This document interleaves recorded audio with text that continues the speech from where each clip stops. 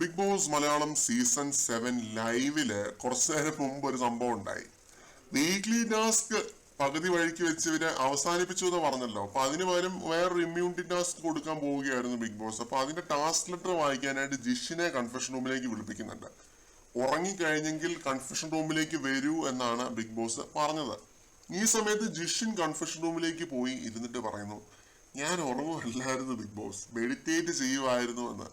ഉടനെ big boss പറയുന്നുണ്ട്, ഇത് ഒരു രീതിയിലും ഗുണം ചെയ്യാൻ പോകുന്നില്ല എന്ന്.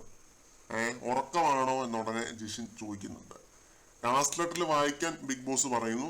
അങ്ങനെ ജിഷിൻ എണീറ്റ് പോകുന്നു, ടാസ്ക് ലെറ്ററുമായിട്ട് പോകുന്നു. ഇപ്പൊ ടാസ്ക് നടന്നുകൊണ്ടിരിക്കുകയാണ്. ഇതെന്താണ് സംഭവം എന്ന് വെച്ച് കഴിഞ്ഞാൽ, മെഡിറ്റേറ്റ് ചെയ്യുവാണ് എന്ന വ്യാജേന ജിഷിൻ ഉറക്കമാണെന്ന് എനിക്ക് തോന്നിയിട്ടുണ്ട്. അത് ലൈവില് പലപ്പോഴും ജിഷിൻ ഇതേപോലെ കണ്ണടച്ചിങ്ങനെ ഇരിക്കുന്നതായിട്ട് കണ്ടിട്ടുണ്ട്. ഉറക്കമാണോ മെഡിറ്റേറ്റീവ് ആണോ എന്ന് മനസ്സിലാവാറില്ല.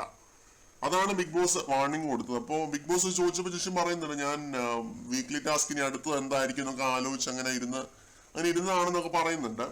പിന്നെ ബിഗ് ബോസ് നല്ല കലിപ്പിലായിരുന്നു, ഇത് ആർക്കും ഗുണം ചെയ്യാൻ പോകുന്നില്ലെന്നോ അങ്ങനെയൊക്കെ പറഞ്ഞ് വരട്ടിയിട്ടാണ് ജിഷിനെ പറഞ്ഞയക്കുന്നത്.